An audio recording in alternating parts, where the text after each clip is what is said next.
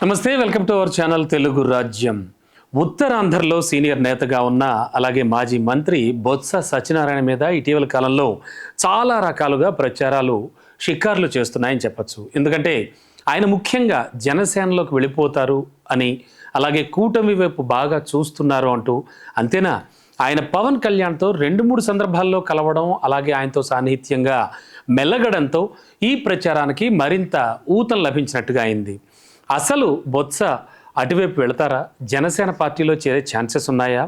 ఇలాంటివన్నీ కూడా ప్రస్తుతానికి ఆ పుకార్లు షికార్లు చేస్తున్నాయి. అసలు మెగా ఫ్యామిలీతో ఆయనకున్నటువంటి సన్నిహిత సంబంధాలు, అలాగే సోషల్ ఈక్వేషన్స్, సామాజిక లెక్కలు అంటారు కదా, ఇవన్నీ చూసిన వారు కూడా బొత్స వైసీపీకి రేపో మాపో గుడ్ బై చెప్పేస్తారు అన్నట్టుగా కూడా వార్తలు బాగా వినవస్తున్నాయి, బాగా వైరల్ అవుతున్నాయి కూడా. ఇలా బొత్స వైసీపీని వీడతారు అంటూ ఎవరి మటుకు వాళ్ళు కథనాలన్నీ ప్రచారం చేసేశారు. అయితే దాని మీద మాట్లాడాల్సిన వాళ్ళు కేవలం ఇప్పుడు ఎవరున్నారు? బొత్స ఒక్కరే ఈ ప్రశ్నలన్నింటికీ సమాధానం చెప్పగలరు. ఆయనైతే ఈ తరహా కథనాల మీద ఇప్పటిదాకా కూడా ఎక్కడా కూడా రియాక్ట్ అయిన సందర్భం మనకు కనిపించదు. అయితే ఆయన తాజాగా, అంటే మనం రీసెంట్గా చూస్తే విశాఖలో నిర్వహించినటువంటి ఓ ప్రెస్ మీట్లో మాత్రం ఈ విషయం మీద ఆల్మోస్ట్ ఓ క్లారిటీ ఇచ్చేసినట్టుగానే మనకు కనిపిస్తోంది. ఏమన్నారు ఆయన అసలు అంటే? ఆయన ఇండైరెక్ట్గానే ఇచ్చినటువంటి ఈ క్లారిఫికేషన్ ఈ వార్తలన్నింటికీ కూడా ఇకపైన చెక్ చెప్పేలా ఉందని చాలామంది అంటున్నారు, ముఖ్యంగా విశ్లేషకులు. ఆయన జగన్ని అత్యంత ప్రజాదరణ ఉన్న నాయకుడిగా ఈ సందర్భంగా ఆ ప్రెస్ మీట్లో పేర్కొన్నారు. అంతేకాదు, జగన్కి జనాదరణ చాలా చాలా అధికమని కూడా చెప్పారు ఆయన. ప్రభుత్వాలు అయితే శాశ్వతం కాదు, ప్రతి 5 ఏళ్లకు కూడా మారిపోతూ ఉంటాయి అంటూ మళ్ళీ వైసీపీదే అధికారం అన్నట్టుగా కూడా ఆయన ఆల్రెడీ సంకేతాలు ఇచ్చారు. ఇక వైసీపీ అధినేతగా, మాజీ సీఎంగా జగన్కి ఇవ్వాల్సిన ప్రాధాన్యత కానీ, భద్రత కానీ కూటమి ప్రభుత్వం ఇవ్వకపోవడం మీద ఆగ్రహం వ్యక్తం చేశారు ఆయన. ఎందుకంటే ఇటీవల జరిగినటువంటి ఇన్సిడెంట్స్ చూస్తే కనుక మనకి జగన్ భద్రతపై కూడా పలు అనుమానాలు రేకెత్తుతున్నాయి. నేడో రేపో కొంతమంది ఖచ్చితంగా వైసీపీకి చెందిన సీనియర్ నేతలంతా కూడా ఢిల్లీ వెళ్ళి అక్కడ కేంద్ర హోంమంత్రి అమిత్ షా కూడా కంప్లైంట్ ఇచ్చేలా ఉన్నారు జగన్కి ఇచ్చే భద్రతకి సంబంధించి. సో ఈ నేపథ్యంలో ప్రస్తుతానికి జగన్ భద్రత అయితే అన్ని చోట్ల పెద్ద క్వశ్చన్ మార్క్గా ఉంది. మరి ఇటువంటి సందర్భంలో ఆయన కూడా, అంటే బొత్స కూడా ఇదే సందేహాన్ని వ్యక్తం చేశారు. ఇలా వైసీపీదే మళ్ళీ ఖచ్చితంగా, అంటే వైసీపీకే మళ్ళీ రోజులు ఉన్నాయి అన్నట్టుగా బొత్స చాలా కాన్ఫిడెంట్గా బలంగా చెప్పిన మాటల్ని చూసిన వాళ్ళంతా కూడా, అలాగే ఎంతో ఎక్స్పీరియన్స్ ఉన్నటువంటి ఆ నాయకుడు కేవలం 4 ఏళ్ల కోసం పార్టీలు మారని కూడా చెబుతూ ఉన్నారు. ఇక ఇప్పుడు శాసనమండలిలో ప్రతిపక్ష నేతగా ఉన్నారు ఆయన, అలాగే సీనియర్ నేతగా ఉన్నారు బొత్స. ఆయనకు క్యాబినెట్ హోదా కూడా ఉంది మనకు తెలుసు. మరి ఎమ్మెల్సీ పదవి కూడా మరో 3 ఏళ్లకు పైగా ఉంది ఆయనకు, అది కూడా మనం ఎరిగిన సందర్భమే. సో వైసీపీలో ఎంతో గౌరవం మర్యాద కూడా దక్కుతోంది ఆయనకి. పార్టీకి ఆశాజనకమైన వాతావరణం ఉందని సీనియర్ అయినటువంటి బొత్స కూడా బాగా తెలుసు అంటున్నారు. అంటే జగన్మోహన్ రెడ్డి ఆయనకి ఇచ్చేటువంటి వాల్యూ కూడా ఆయనకు తెలుసు అనేది ఇందులో అంతరార్థం. సరే, ఇవన్నీ చూస్తే కనుక బొత్స వైసీపీని వీడతారు అనేటువంటి వార్తలకి, ఆ ఊహాగానాలకి ఇక ఫుల్ స్టాప్ పడాల్సిందే అని అంతా కూడా అంటున్నారు.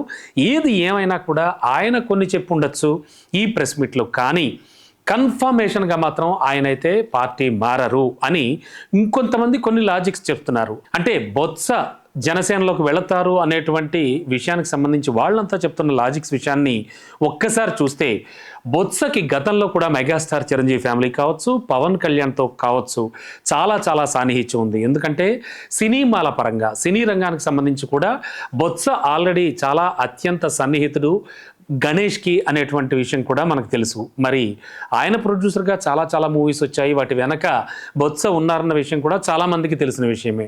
మరి ఈ నేపథ్యంలో మరి బండ్ల గణేష్ ద్వారా కావచ్చు, అలాగే ఒకే సామాజిక వర్గం అనే ఈక్వేషన్ కావచ్చు, అటు మెగాస్టార్ చిరంజీవి ఫ్యామిలీకి, తద్వారా పవర్ స్టార్ పవన్ కళ్యాణ్ కూడా, of course deputy CM Pawan Kalyan కూడా ఆయన ఎంతో కొంత సాన్నిహిత్యం ఉంది, చాలా సాన్నిహిత్యమే ఉందని చెప్పాలి. మరి ఈ సందర్భంలో ఆయన 2-3 సార్లు కలిసినా, 4-5 సార్లు కలిసినా కూడా కలవడంలో తప్పు లేదని వారి వాదన. సరే, ఇవన్నీ పక్కన పెడితే అసలు ప్రస్తుతానికి అక్కడ ఉన్నటువంటి, అంటే బొత్స ప్రాతినిధ్యం వహిస్తున్నటువంటి నియోజకవర్గానికి సంబంధించి ఉత్తరాంధ్ర ప్రాంతంలో, ఆ నియోజకవర్గంలో బొత్స సత్యనారాయణ ఎట్టి పరిస్థితుల్లో కూడా అశోక్ గజపతిరాజు కావచ్చు, అంతకుముందు ఆనంద్ గజపతిరాజు గారు కావచ్చు, ఆ సామాజిక వర్గానికి సంబంధించి కూడా ఎట్టి పరిస్థితుల్లో వారున్న ప్లేసులోకి బొత్స వెళ్ళరు అనేటువంటి విషయం కూడా మనకి క్షేత్రస్థాయి పరిశీలనలో తెలియవస్తోంది. అంటే గ్రౌండ్ లెవెల్లో చూస్తే కనుక చాలామంది చెప్తున్న మాట ఇది. అంతేకాదు కంపల్సరీగా బొత్స ఎట్టి పరిస్థితుల్లో కూడా ఒకవేళ జనసేనలోకి వెళ్ళినా కూడా జనసేనే ఆల్రెడీ ఇంకో 4 ఏళ్ల పాటు టీడీపీ ఆధీనంలోనూ టీడీపీతో కలిసి వెళుతోంది. మరి ఈ సందర్భంలో బొత్స ఎలా వెళతారు జనసేనలోకి అనేటువంటి వాదన కూడా వినబడుతోంది. ఒకవేళ వెళితే కనుక టీడీపీకి అంటే ముఖ్యంగా చంద్రబాబు నాయుడుకు బొత్స సత్యనారాయణకు కూడా గతం నుంచే చాలా ఒకరి పట్ల ఒకరికి తీవ్ర వ్యతిరేకత ఉంది. అది మనందరికీ తెలుసు. పొలిటికల్ అనలిస్టులు కూడా ఈ విషయాన్ని అనలైజేషన్ చేస్తూ ఉన్నారు. మరి ఈ నేపథ్యంలో బొత్స సత్యనారాయణ ఎట్టి పరిస్థితుల్లో కూడా ఆయన ఒకే సామాజిక వర్గం అయినప్పటికీ కూడా జనసేనలోకి వెళ్ళరు. ఎందుకంటే జనసేనే టీడీపీతో కలిసి ఉంది కాబట్టి ఖచ్చితంగా టీడీపీ అండర్లోనే బొత్స కూడా వెళతారు. కాబట్టి ఒకవేళ జనసేనలోకి వెళితే ఇలా రకరకాల ఊహాగానాలు వినిపిస్తున్నాయి. మరి ఈ నేపథ్యంలో వారి కుటుంబంతో అంటే మెగాస్టార్ కుటుంబంతో కావచ్చు, అలాగే డిప్యూటీ సీఎం పవన్ కళ్యాణ్ కుటుంబంతో సాన్నిహిత్యం ఉండవచ్చు గాక, కానీ బొత్స అయితే ఖచ్చితంగా అటువైపు వెళ్లే ఛాన్సే లేదు. మాజీ సీఎం జగన్మోహన్ రెడ్డి ఆయనకి ఇచ్చేటువంటి ఇంపార్టెన్స్ కానీ, బొత్స సత్యనారాయణకి ఇచ్చేటువంటి వాల్యూ కానీ, ఇవన్నీ కూడా దృష్టిలో పెట్టుకుని ఎట్టి పరిస్థితుల్లో బొత్స వైసీపీని అయితే వీడరు అని చెప్పేసి కూడా ప్రస్తుతానికి మనకి అర్థమవుతుంది. అక్కడ గ్రౌండ్ రిపోర్ట్ ద్వారా మనకి ఈ విషయాలన్నీ కూడా తెలుస్తూ ఉన్నాయి.